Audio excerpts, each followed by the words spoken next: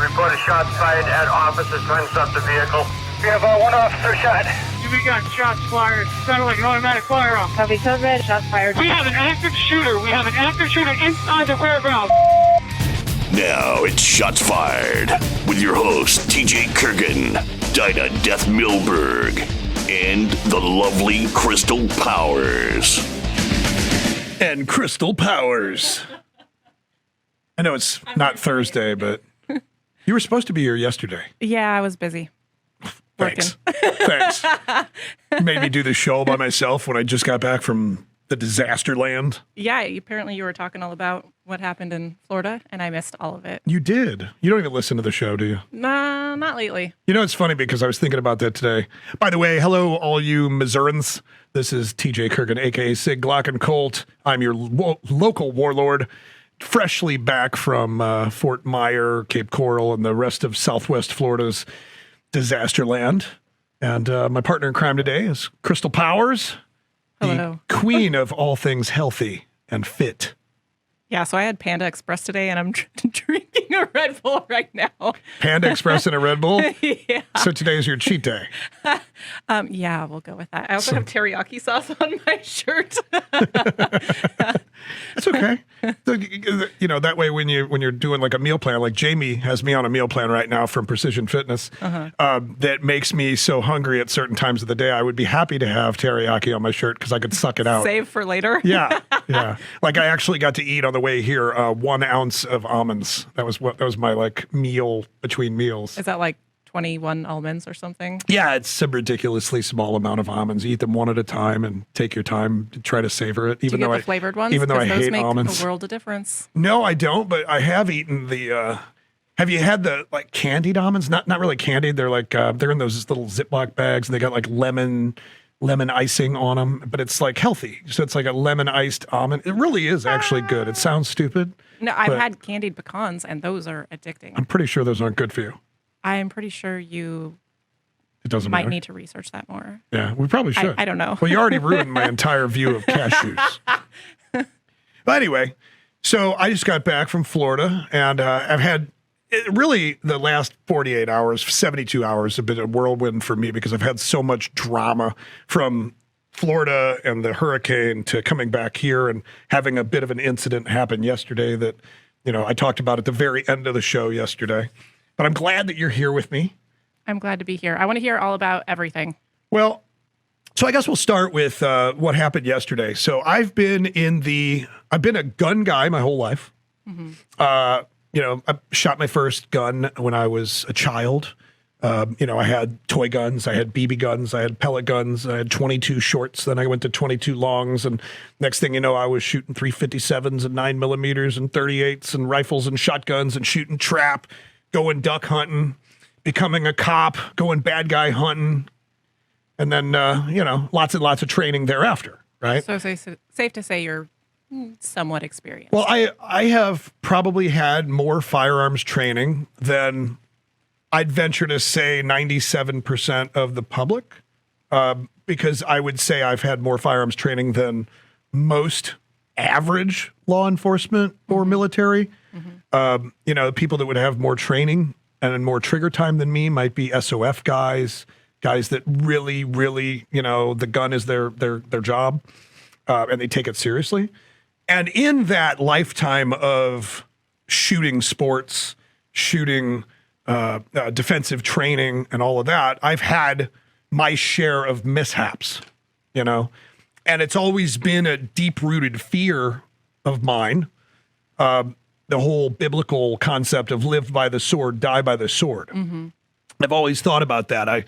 When I was shooting competition, I always thought, you know what, I'm shooting competition 3 nights a week.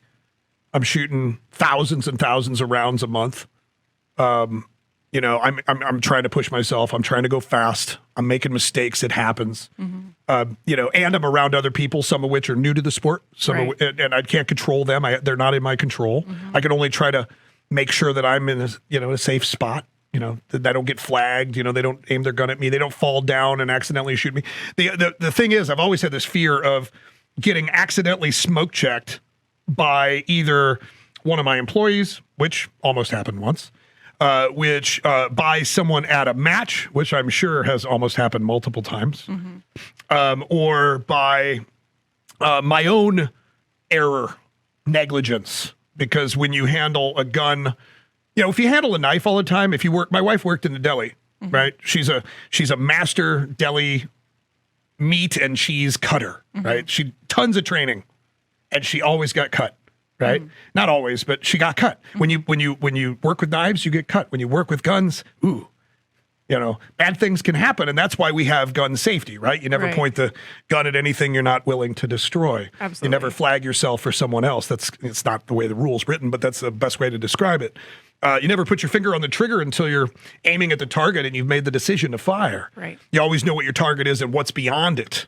You treat every gun as if it's loaded all the time. And if you follow those things, typically, if you are negligent in one of them and that gun goes off when you don't want it to, the other ones are going to protect you. And I've always found some solace in that. I'm concerned where this is heading. Well, yesterday I had a situation happen where none of those factors would have protected me, and I almost blew my own brains out on accident. This I know everybody listening, everybody watching the podcast is going to think, oh yeah, right, whatever, blah, blah, blah. I had let's cut to the chase. I dropped a Glock, and it went off in the direction of my face. It missed me by inches. We actually recreated the crime scene yesterday with a laser pistol and the hole in the wall behind my head. And the bullet actually didn't pass my head like I thought it did. It actually went between my legs. Oh my gosh. Oh my gosh. DJ, I would straight up, I would poop my pants. Okay.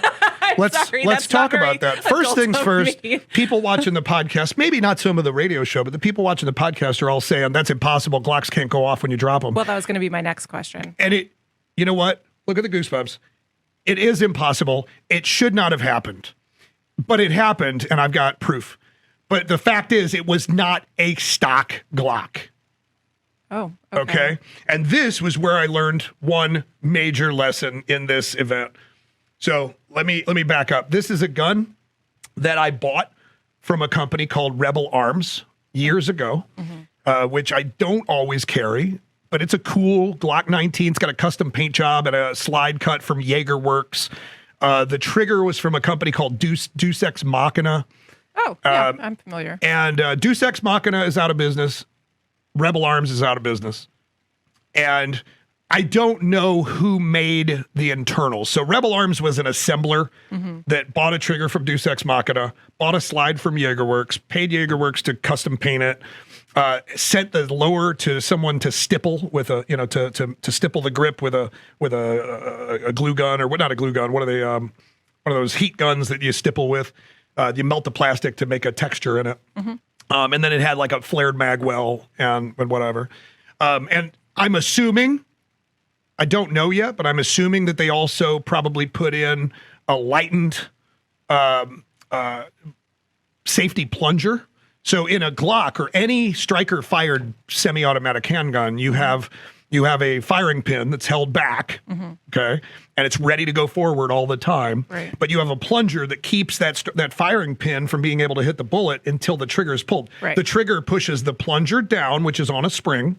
The plunger has a hole in it, and once the plunger is pushed down, the hole is exposed, and the firing pin can go through the hole. Right. Okay.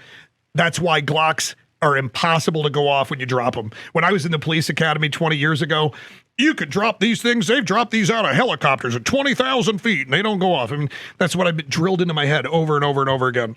And I've seen the insides of a Glock. I've like seen cut out Glocks. I see how they work. Physically impossible for it to go off without pulling the trigger. Okay.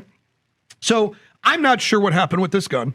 I'm going to take it to Ken at CNS Metalworks and have him dissect it. I don't care if he cuts it into pieces because I'm never carrying it again. But I want to find out what happened because I'm sure there's other guys out there that own this same custom Glock. They didn't just sell one to me. All right. So I've had this gun for years. I've got other custom Glocks, whatever. I've got a Glock .43X in my waistband right now, but this one's not custom. It's a stock trigger, stock everything internally. The only thing I've done to this is sights and a paint job. Okay. But anyway, so let's get back to the story. So I was getting ready to come to the radio show yesterday, and I was wearing sweatpants. That's error number one. All right. Today I'm wearing jeans.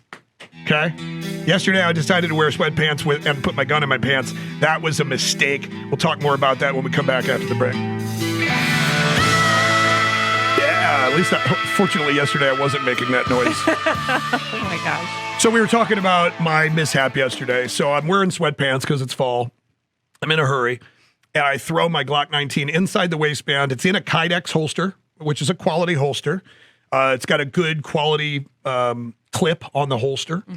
And admittedly, in hindsight, that holster's tension needs to be adjusted because it did not retain the firearm. The retention wasn't tight enough. There's a screw on most holsters that allows you to tighten the retention, to keep the gun from coming out easily. You got to give it a tug. Right. Like police officers' holsters, you actually have to push a button sometimes to get them to come up, or there's a trick down and out or whatever. Yeah. That's called retention. So it's fall, I haven't worn sweatpants. This is the first time this year. I haven't carried this gun at all this year. I just grabbed it off the shelf. I got guns for every day of the week, right? So I grabbed this gun, put it in my sweatpants. I go to the bathroom, and I'm a guy, and typically I would go to the bathroom standing up, but because it was in my master bathroom, and the HBIC, my wife, she has a rule against me standing up in the master bathroom, so I have to sit. Your wife is a genius. Yes. Oh. So I went. I'm adopting this. So as I'm coming into the bathroom, like I've done a million times before, I'm beginning to pull down my sweatpants and slide onto the commode. And as I'm about halfway in that squat from standing to sitting, and the pants are halfway from coming down, they weren't quite to my knees yet. The weight of the gun, which I've had happen so many times before, and if you've ever carried a pistol in the appendix, it happens. Sometimes it flips forward really hard, right? Because the weight of the gun and the magazine and you've undone your pants and you flipped it over, right? And so when that happened, I didn't have my hand on it like I should have, and it flipped forward. And in that moment, the gun came out of the holster and was headed towards the floor. Now imagine this: the gun's headed toward the floor, pointing at me. Right. I immediately said a four-letter word that is part of my company's name, SHT. And I flinched, even though I knew it was a Glock. I've had this happen before. I've dropped guns before. You never try to catch them because you will shoot yourself. And you let them fall, and you assume they're going to go off, even though it's not supposed to. Right. And so when it fell to the floor, I said, SHT, and I flinched. And I flinched. God, I must, I went all the way up against the wall, and, I was still looking at it because it hit the floor and it went off. And I saw the fireball and I saw the barrel, and I thought for sure that I just got shot. Everything in that moment, my adrenaline dumped, and I knew there has to be a hole in me somewhere. I'm going to die in this bathroom. I don't want my son to find me. And so I started ripping off my clothing, trying to find blood, trying to find an entrance wound, and looking for where the hole went in the wall or the toilet or whatever. And I'm scrambling and I can't find it. I know it's got to be in me somewhere, and I just don't feel it yet. And I scream for my son. My son comes running upstairs with a pistol because he heard the gunshot and then heard me yell for his name. So he comes in and he evaluates my entire body, and we don't have any holes. I've got all the same holes that I walked into the bathroom with. Thank you, Jesus. Yeah. And then I was just beside myself. I mean, completely traumatized because it wasn't that I did something negligent, other than I had a holster that needed to be adjusted. And I probably shouldn't have been wearing that sized firearm with that, in those pants. Those were my mistakes that led to this. But the fact was, it was a gun that, had it hit the floor, should not have went off. And so I'm going to be taking that gun to CNS Metalworks, to Ken over in St. Peter's. He's the godfather of firearms in all of the Midwest. And I'm going to have him dissect this thing and try to figure out what made this happen. Is it a trigger malfunction that caused the plunger to stay depressed all the time? Or is this a plunger problem? Is the spring on the plunger too light, and when you bang it, the plunger just immediately drops? I don't know. I can't figure it out. I can tell you that my son and I, after we realized that I didn't have any holes in me, and I got myself to calm down, we videotaped the securing of the weapon. So the gun's laying on the floor, pointing at the toilet. We found the bullet hole. It was directly behind my head on the wall at a very upward angle. It went through that wall, out the master bedroom wall, and into the exterior wall of the house, again at an upward angle. Wow. This is Fort Scott TUI solid copper projectile too. So this would have been a bad day. So we videotaped the unloading of the gun, so the securing of it. So we dropped the loaded magazine and then pulled the slide back. And when you pulled the slide back, an empty casing came out. What that proves is that the gun fired upon impact. Wasn't that I tried to catch it or anything stupid like that. It fired on impact. And the reason we know that is because the impact was against the back of the gun, which kept the gun from being able to reciprocate. It wasn't able to cycle. Interesting. Which kept the casing in the gun. There was no ejected brass on the floor. Wow. All right. So that was number one, little video documentation of, okay, this thing really did go off when it hit the floor. Then we made safe that gun. My way of making safe a gun: unload the gun, unload the chamber, visually inspect 3 times to make sure that everybody knows this gun's unloaded. Then we held it about 2 feet above the ground, 2.5 feet above the ground, dropped it in a cocked position. Guess what? It went off again. The trigger decocked. We did it again. Dropped it from 2 feet above the ground. Trigger decocked. Did it a third time, and this time I didn't drop it on the ground. I just smacked it with my hand, and the trigger decocked. This thing has been a death trap crazy since I bought it years ago, and I had no idea. And so the moral of the story here is, A, always inspect your gear.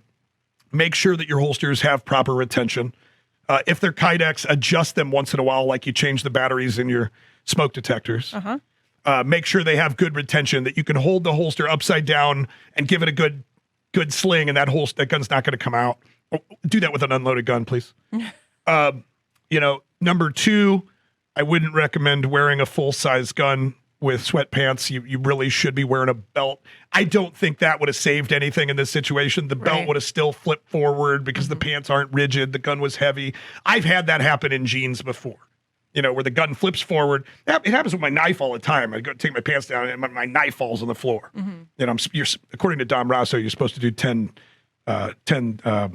what do you call those? Not jumping jacks, but where you go down and push up and you jump up and. Yep, the name escapes me right now. Oh my God, it escapes both of us.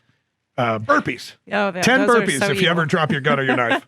But with this, those are the things that I think you should that I learned out of this. That I honestly already knew, but I guess in my old age and my comfort of doing it every single day. I've become a little too lax.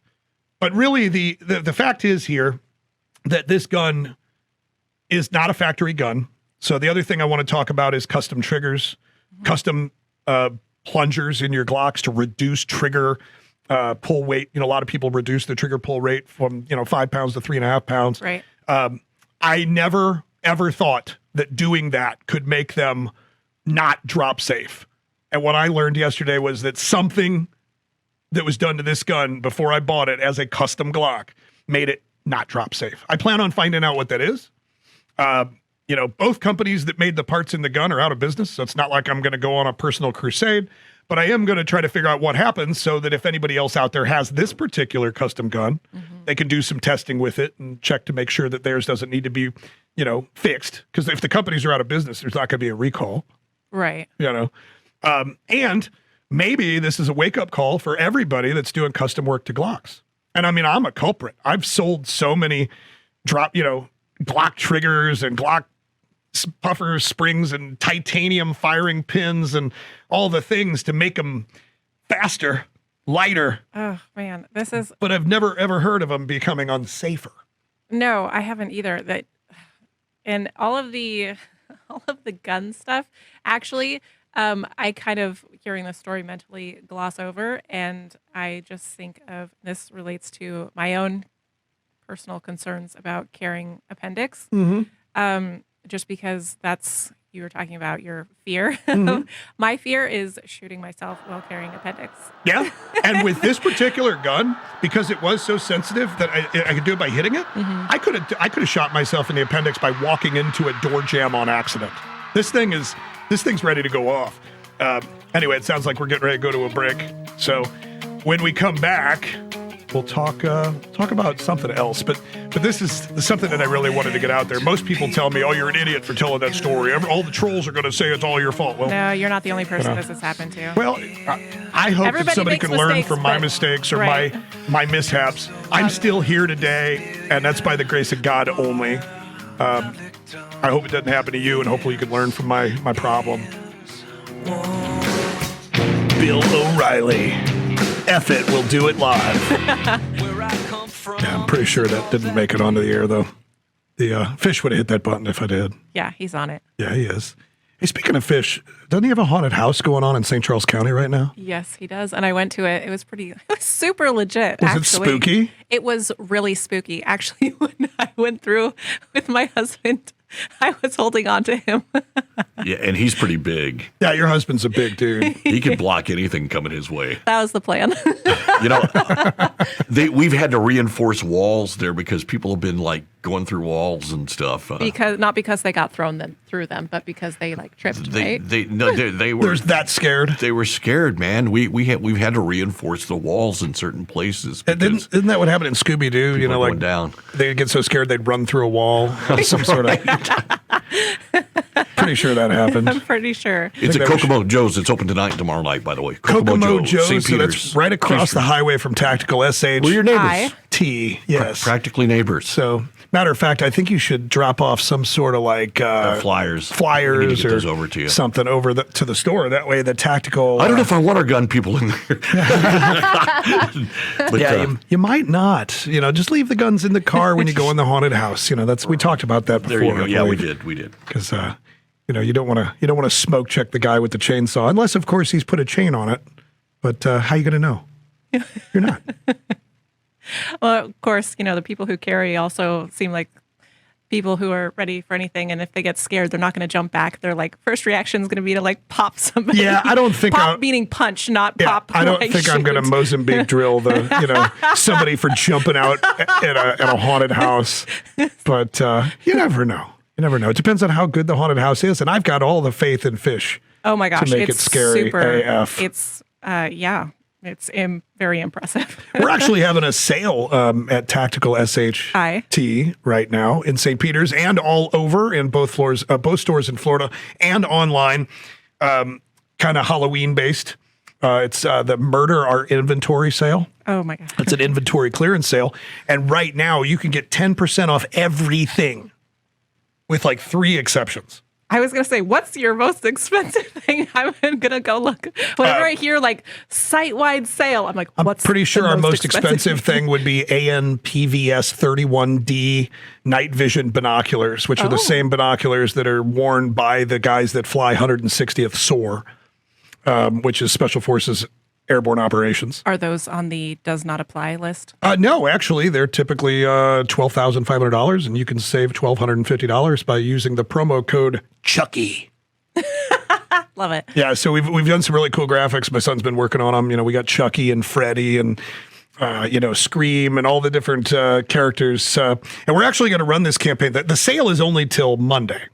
But the campaign we're going to run with different promotions is all month of October, because we want to actually have our fans vote on which horror killer. Ooh, sale. Which horror killer? What's the best way to describe them? The bad guys: Chucky, Jason Voorhees, Michael Myers.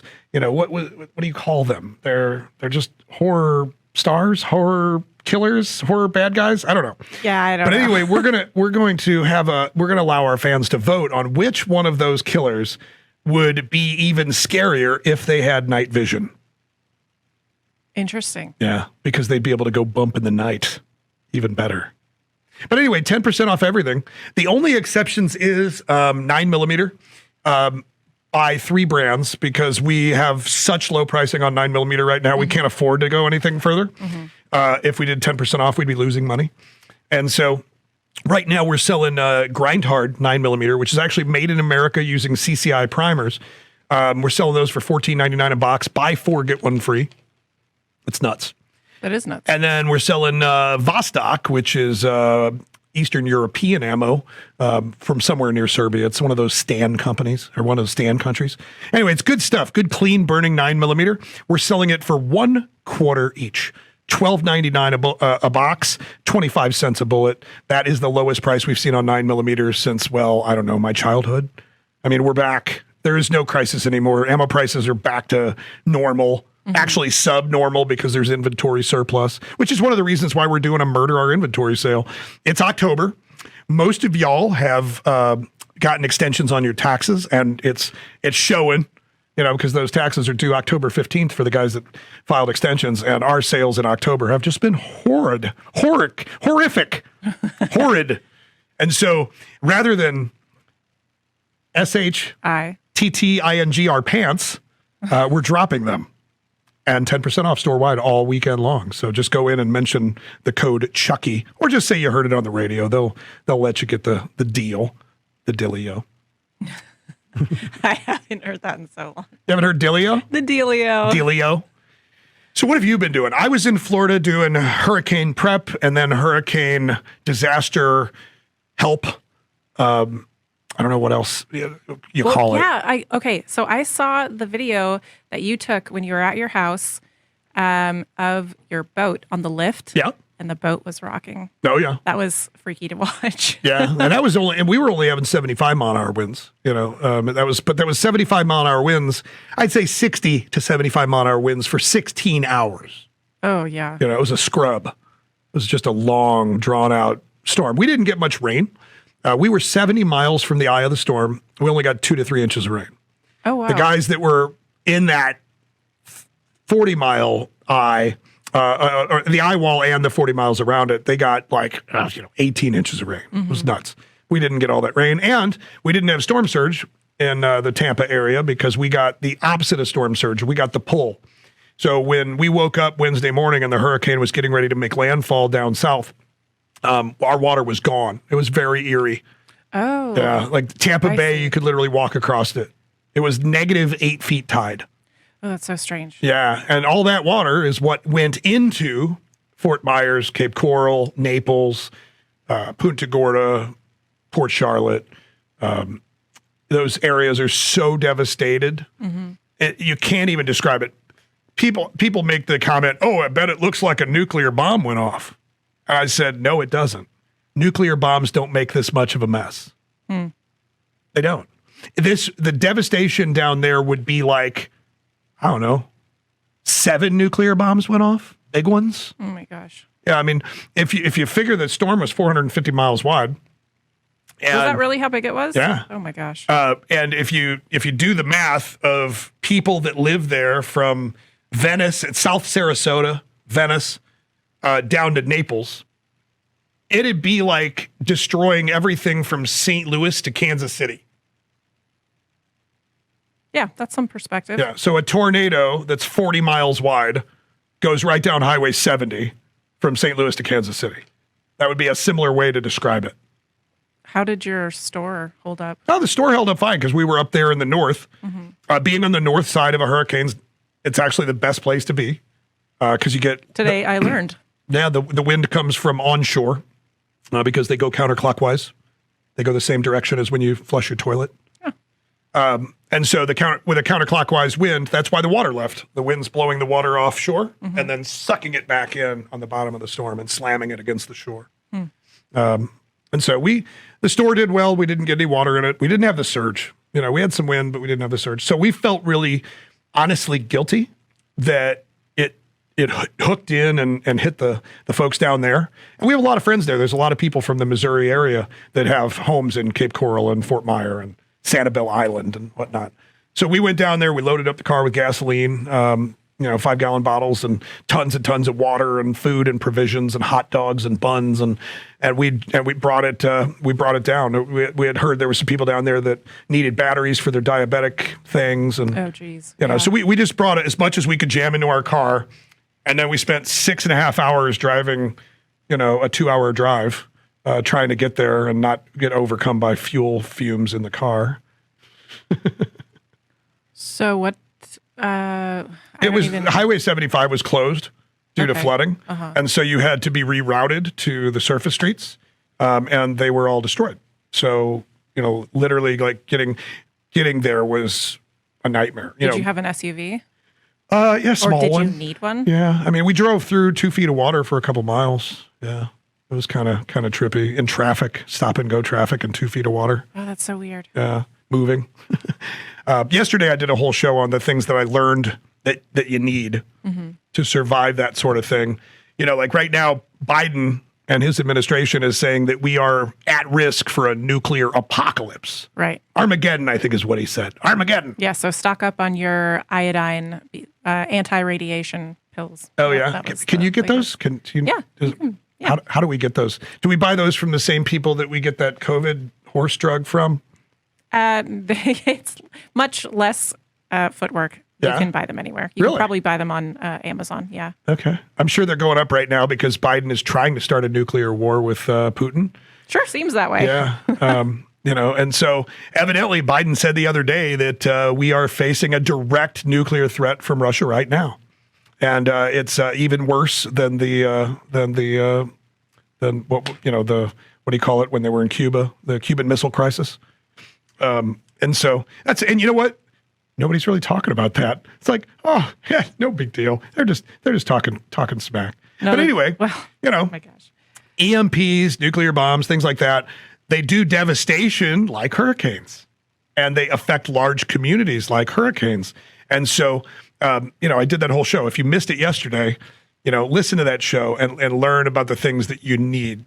Generator, right? Very important. Tons of fuel, at least a week's worth of fuel, if not more. Tons of water, a gallon per person Per in day, your family right? per day for at least a week. So if you've got a family of 4, that's 4 times 7, that's 28. 28 gallons of water, call it 30 gallons of water. Boom. That's what I did yesterday. Sorry. Yeah. Hey, you have to laugh about it, right? You have to. You have to laugh about it. I am wondering, though, what I've done to make the man upstairs either mad at me or why he's trying to get my attention so much. Because if you remember, there was like a couple weeks ago, I almost got hit by a trash truck. So I'm sitting here thinking, Sorry, laughing again. I don't know. So Whatever I've inappropriate. done, Lord, can we please stop with the dramatic attempts at getting my attention? Hey, you know what? Can you just send me? Maybe he's got to be dramatic to get your attention. Yeah, I don't know. I'll tell you what, though, it feels good to be here, and you know what? It is like I got a second chance at life. But I am carrying today, just because get back on the bike. But again, I'm carrying a gun that hasn't been customized. It's right from the Glock factory, just the way God intended it. See, this just it just makes me so much more pensive about appendix carry. You know what I've been thinking about, and tell me if this is really just dumb. Oh, I'll tell you if it's dumb. I know I can count on you. Okay, so have you seen the, I don't know what they're called. They're like side bags. There's like one strap that goes around your waist like a belt, and then the bag goes over the side, the outside of one leg, and then there's a strap on the bottom that goes around your leg. They're very in right now in the motorcycle community. Yeah, kind of like a sling pack, but not. Yeah. And they're decently sized. I ride, so I was thinking of carrying in that, but I don't know. What do you think? Is that like they have zippers? Yeah. What I would do, so whatever you're carrying inside something with a zipper, I would put some sort of. Have you ever seen those red remove before flight tags that they put on the front of missiles and bombs on jets? Yeah. And a lot of people, put them on their key rings and stuff. I would put something like that, but maybe a little bit tamer on the zipper so that should you need to get to it, you can grab it and open that zipper, especially if there's multiple zippers and the gun is in one of the zippers. So you want to have something on that zipper that identifies that's the zipper and that allows you to grab the zipper with less dexterity than normal because you're going to have some adrenaline dump, you know? And so you got to grab that zipper and rip that zipper open to be able to access that firearm. As far as keeping a gun in it, I mean, the right holster in that can probably be very strategic. And if you're worried about, you know, like things like what happened to me, you know, you already carry a revolver. It's not going to happen with a revolver. Yeah, but I generally carry it like in a backpack or my purse or something. And that's, I don't know. I much more prefer to carry it on me. I just don't. Of course. You know, I don't know. It's, I have to, so I tried, Alex gave me a pair of concealed carry leggings, yoga pants. Okay. And I tried them on this morning and they actually fit. I was super excited. Okay. They don't fit the way I'd like them to in all the right areas, which is why I'm not wearing them today. But it's appendix carry. Right. Which you're just not comfortable with yet. Nope. Even with a revolver? Yeah. No, because when I'm sitting down, where is it pointing? Yeah. Right at your femoral artery. Yeah. Just all the places. Yeah. I'm good with. I'll tell you what, a lot of people, I've carried appendix for years. Before that, it was the 530, I think is what they call it, or the 5 o'clock, you know, right behind the hip. And after that happened to me yesterday, I've started thinking maybe I should go back to the old man 5 o'clock because that wouldn't have happened. But as you were saying, the gun would have fell in the toilet. That also, you don't have as much, I don't know. I don't want to say control. Well, I like, from a male standpoint, I like carrying appendix because other men don't stare at your junk. And therefore, they're not looking for my gun there. Okay, that's fair. You know, unless they're trained, they're not looking for the bulge above my belt line. Right. And unless they are. In which case, you've got more things to Then you just wink at them. And I also like the fact that I can control it there. You know, that's my space. I'm going to control that space a lot better if somebody's going to try to grab it. I've seen a lot of videos of guys, older guys, you know, with that 5 o'clock carry, especially open carry idiots that are having their guns yanked out of their holster and stolen at gas stations while they're standing in line. Right. You know, I want to make sure that A, you don't know I have a gun. B, if you do know I have a gun, you're not going to try to steal it from me. Well, another reason I was much more pensive about appendix carry is I pick up my kids a lot and I'll hold them against the front of me, and that's not going to work. Yeah. You know, that's makes sense. Yeah. But I still want to have one nearby, if not directly on me, because there are bad people in this world. Absolutely. Unfortunately.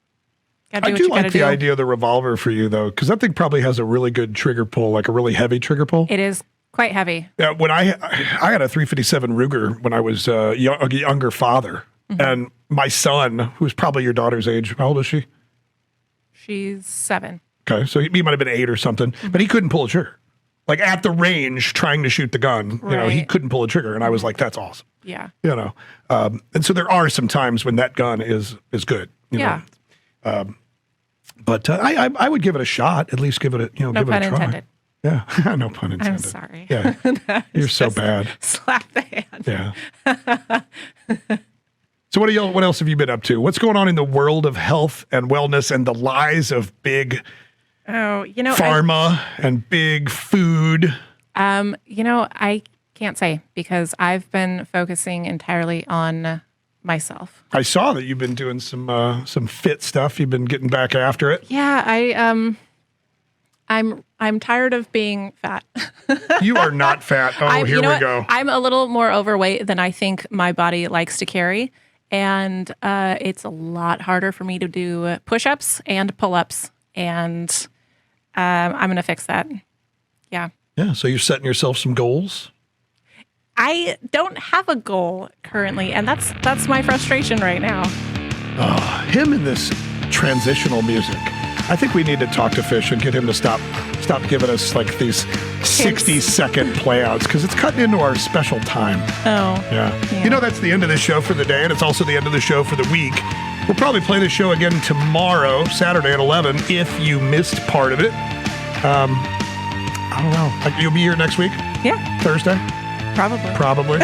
Just let me know. Okay. All right, guys, be safe out there. Carry everywhere, carry every day. Check your equipment, and make sure if you're running something custom like I was, that it's still safe.